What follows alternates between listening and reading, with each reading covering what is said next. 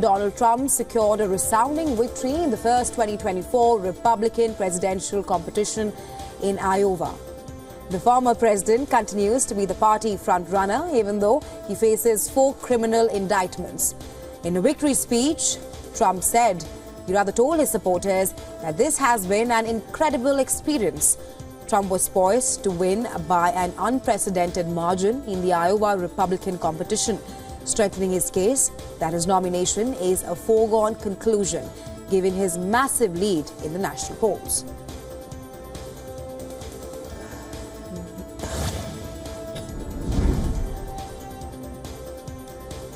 After Trump's win in Iowa, U.S. President Joe Biden has acknowledged that he is the clear front runner to be the Republican contestant in the 2024 election. Biden wrote on social media platform X that at this point, he's the clear front runner on the other side.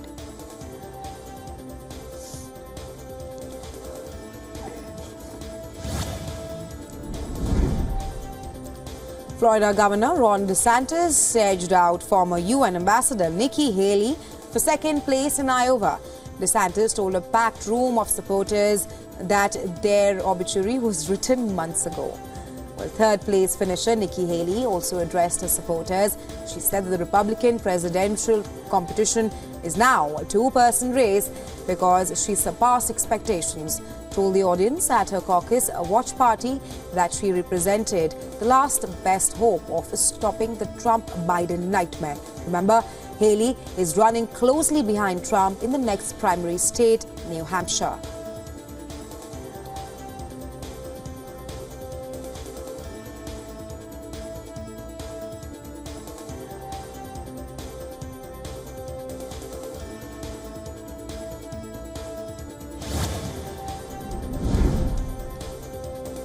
Multi-millionaire Vivek Ramaswamy has ended his White House bid and endorsed Donald Trump after his long-shot bid failed to succeed in the Republican Party's first nominating competition in Iowa. Ramaswamy was one of the surprises in the 2024 Republican race, dominated by former President Trump. Well, a fierce defender of Trump throughout the campaign, Ramaswamy is likely to have secured himself a spot in Republican politics going forward.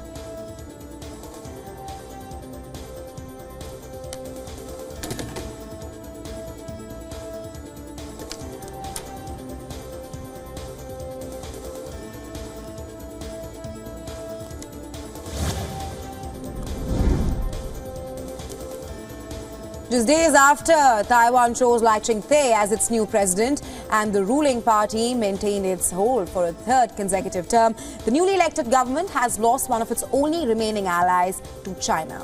Central Pacific island nation Nauru has severed its diplomatic ties with Taiwan. The island has also declared that it's seeking formal ties with China now, and Beijing has welcomed the Nauru government's decision.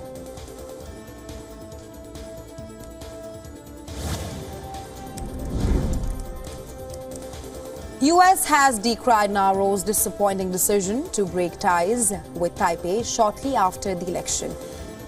Laura Rosenberger, chair of the American Institute in Taiwan, told reporters in Taipei that promises from China often go unfulfilled.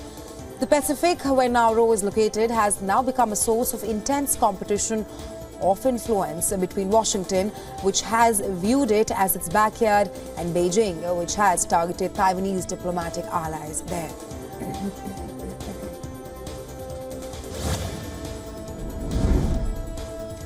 Iran's Revolutionary Guards launched missile attacks on multiple targets in Syria and in Iraq's Kurdistan region. Iran says that it targeted terrorist bases. The official Iranian news agency said that the missiles destroyed a spy headquarters and a gathering of anti-Iranian terrorist groups in Erbil. Remember, Erbil is the capital of Iraq's autonomous Kurdistan region. The Iranian troops later hit out with ballistic missiles in Syria at what is dubbed gathering places of the commanders and main elements related to recent terrorist operations. SEPA News Service said that the attack in Syria was in response to the crimes of the terror groups that unjustly martyred our dear compatriots in Kerman.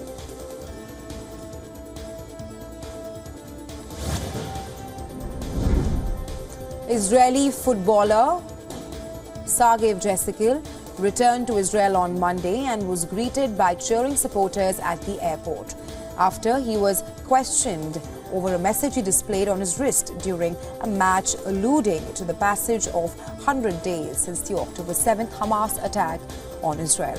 Turkish police had detained Jesekil overnight and freed him on Monday. Israelis gathered at the airport to welcome him home and said that he deserved their love and support.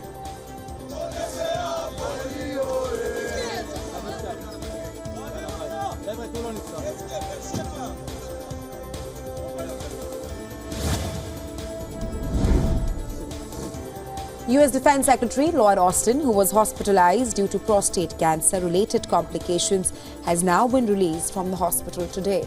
The Pentagon spokesperson Patrick Ryder said that Austin suffered complications following a recent elective medical procedure, but was recovering well and is expected to resume his full duties today. Austin had been hospitalized since January 1st. 70-year-old Austin sits just below the U.S. President Joe Biden at the top of the chain of command of the U.S. military.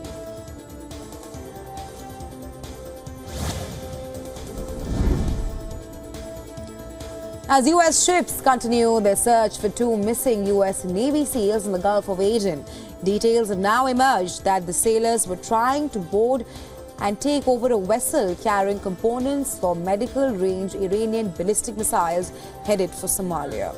According to the new revelations, the officials said that the crew on the vessel were planning to transfer the missile parts, including warheads and engines, to another boat off the coast of Somalia. The vessel was without a country flag and paperwork.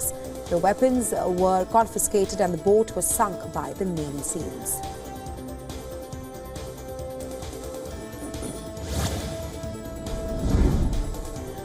Amid COVID-19 infection surge across the globe due to the JN1 subvariant, Chinese health authorities are now warning of a COVID-19 rebound. The National Health Commission in China highlights resurgence of the virus due to the increase in JN1 cases. As per the NHC, the current cases of COVID-19 in China remain low. However, health officials have reported an uptick in the subvariant cases in the country.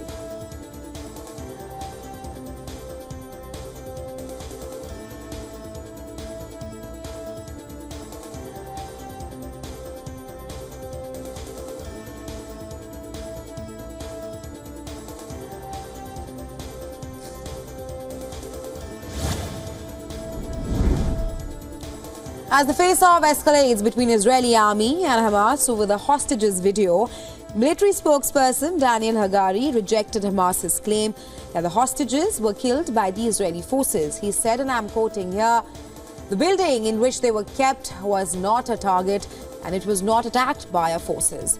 On Monday, Palestinian militant group Hamas released a new video announcing the death of two Israeli hostages who were taken to Gaza on October 7th. The video showed a woman hostage speaking under duress, revealing that two men she was held captive with had been killed. It is not clear when the video was taken. Israel's army called Hamas's release of the video a brutal use of innocent hostages.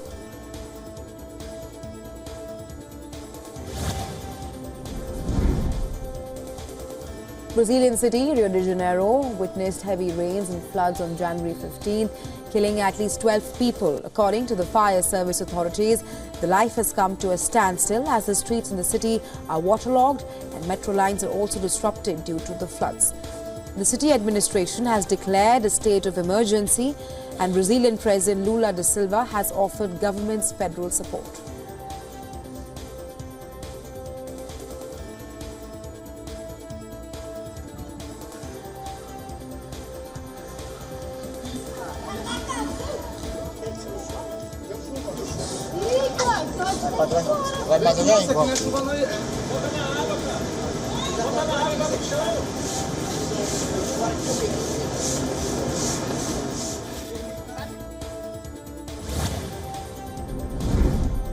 The United States is under a thick blanket of white snow after an Arctic blast from Canada caused temperatures to plummet across a vast swathe of the country.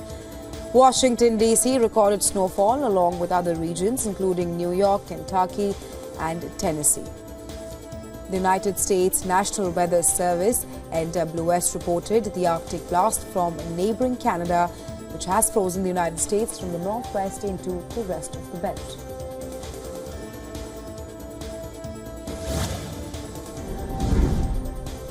New Delhi is grappling with cold wave and adverse weather conditions, from flight cancellations to rail route disruptions.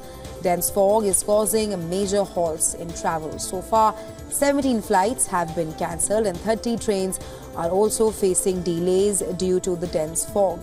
New Delhi and its adjoining areas in the National Capital Region woke up to a thick layer of fog this morning, impacting visibility on the streets and various areas.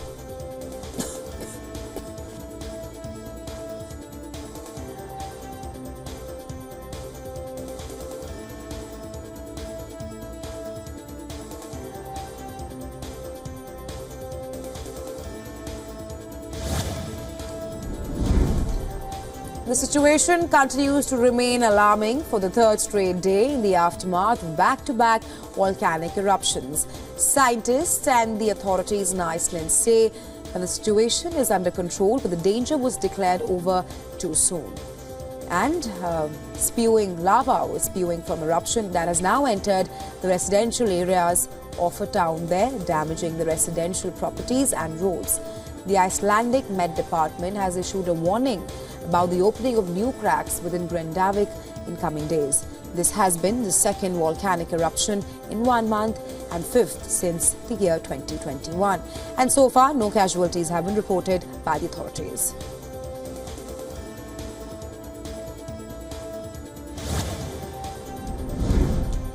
Elon Musk said he would be uncomfortable at the growing AI at Tesla without at least 25% voting control of the company.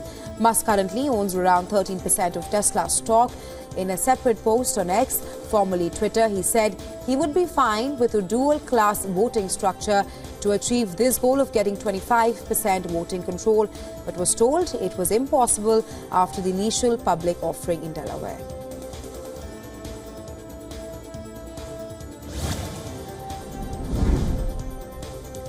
Australian consumer sentiment worsened in early January. According to a private survey, signs of sticky inflation kept respondents on edge over more rate hikes and lower household savings.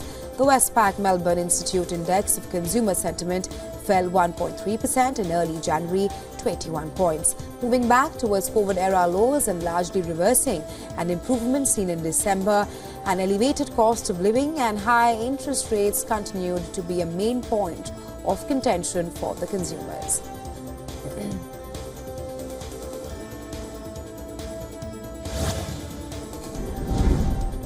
A US law enforcement agency has determined that Apple can use a redesign to bypass an import ban on newer Apple Watch models stemming from its patent infringement dispute with Massimo. The import ban issued by the US International Trade Commission applies to Apple's current Series 9 and Ultra 2 watches and initially went into effect on December 26th. Apple convinced the US Court of Appeals for the Federal Circuit to pause the ban the next day and has since resumed selling the watches as it contests the import ruling.